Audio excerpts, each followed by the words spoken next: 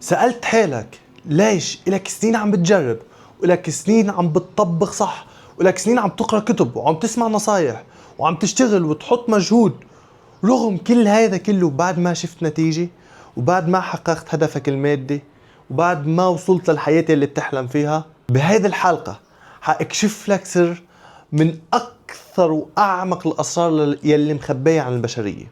فقبل ما نبلش بدي اياك تعمل سبسكرايب للقناة وتعمل لايك وتحط لي بالكومنت كم سنة إلك عم بتحاول وبعد ما شفت نتيجة. أهلا وسهلا فيك بحلقة جديدة يلي راح اكشف لك فيها أعظم وأخطر الأسرار يلي عم تمنع عنك النجاح. فبوعدك إذا بتكفي الحلقة الأخير تطلع من هذه الحلقة إنك قادر تعرف شو المشكلة يلي كانت عم تمنع عنك النجاح. خليني خبرك إنه أنا لسنين، كنت لأكثر من 8 سنين ضل حاول جرب واشتغل وما خلي أي استراتيجي غير ما طبقها وما أشوف نتيجة.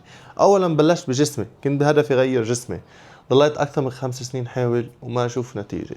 جيت لأفتح بزنسات، فتحت أول بزنس، جربت كل شيء على السوشيال ميديا، جربت كل الاستراتيجيات، جربت بالباكجينج، جربت كل شيء، كمان خسرت وما جبت نتيجة.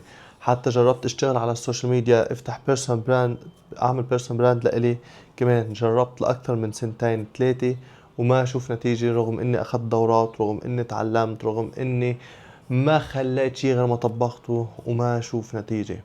وصلت لمرحلة يئست، ليش انا عم بصير معي هيك؟ ليش ما عم شوف النجاح؟ معقول الله ظلمني؟ معقول الحياة عم تظلمني؟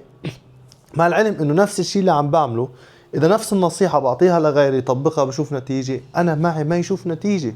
شو السبب؟ لحد ما تعمقت وتعلمت وضحيت اكثر من 9 سنين انا واتعمق واتعلم وجرب لاكتشف السبب. لاحظت السبب انه ما كان من برا، السبب انه نزار بعده عم يشتغل من النسخة القديمة. النسخة القديمة تبع نزار لو شو ما جربت من برا، لو شو ما اشتغلت من برا، حتضل تجيب نفس النتيجة.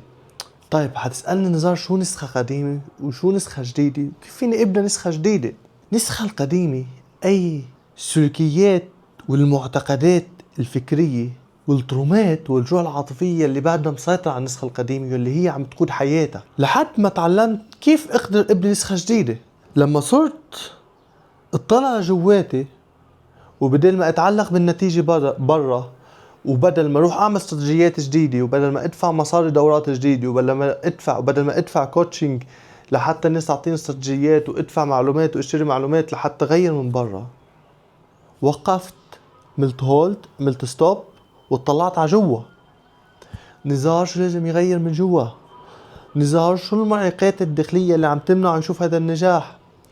نزار شو هي المشاكل او الترومات او الجروح العاطفية اللي كبتها له سنين، اللي له سنين عم يهرب منها؟ وبتعرف شو الخطر؟ الخطر انه انا كل هذا الشيء كنت واعي عليه. انا ولا مرة بحياتي فكرت انه انا كان عندي ترومات، ولا مرة بحياتي فكرت انه كان عندي جروح عاطفية مخزنة جواتي، ولا مرة بحياتي كنت فكرت انه انا عندي معتقدات خطأ عن المال وعن العلاقات وعن الصحة وعن الحياة وعن البزنس وعن كل شيء. لان انا كنت هذا الشيء كنت من منظوري شايف هذا الشيء حقيقي، واللي اكتشفت انه هالمنظور اللي انا كنت حاطه هو اللي كان عم يبعد عني النجاح، هو اللي كان عم بخليني احط مجهود وتعب وسنين ووقت وما انجح. لما غيرت هذا المنظور تغير كل شيء بحياتي، رغم انه صرت احط مجهود اقل، صرت احط وقت اقل وتعب اقل وكل شيء اقل، ولكن النتيجة غير. لان عملت شغلة وحدة، لان غيرت المعتقدات اللي براسي، ولان اتشفيت من الجروح العاطفية واتشفيت من التروماز اللي كانت مسيطرة علي. فالتغيير ابدا مش مجهود اكثر، تغيير ابدا مش حط وقت اكثر، تغيير ابدا مش تعب اكثر، تغيير ببلش من الداخل. لان ما في الداخل ما في الخارج، مش بالعكس.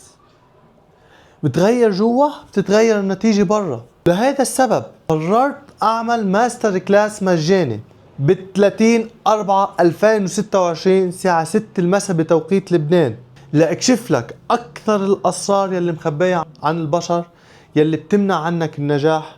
راح اكشف لك المعيقات والمعتقدات الداخلية يلي برضو كانوا عم تبعد عنك النجاح.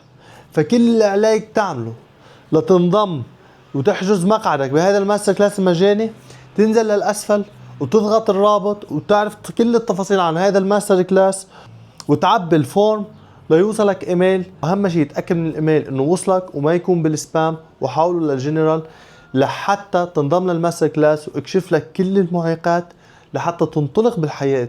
وما تنسى تعمل سبسكرايب وتعمل لايك للفيديو، وترسل هذا الفيديو لأي شخص عالق بمكانه، لأي شخص تعرف انه هو شخص طموح، شخص عنده اهداف ولكن ما حقق النتائج اللي بيحلم فيها.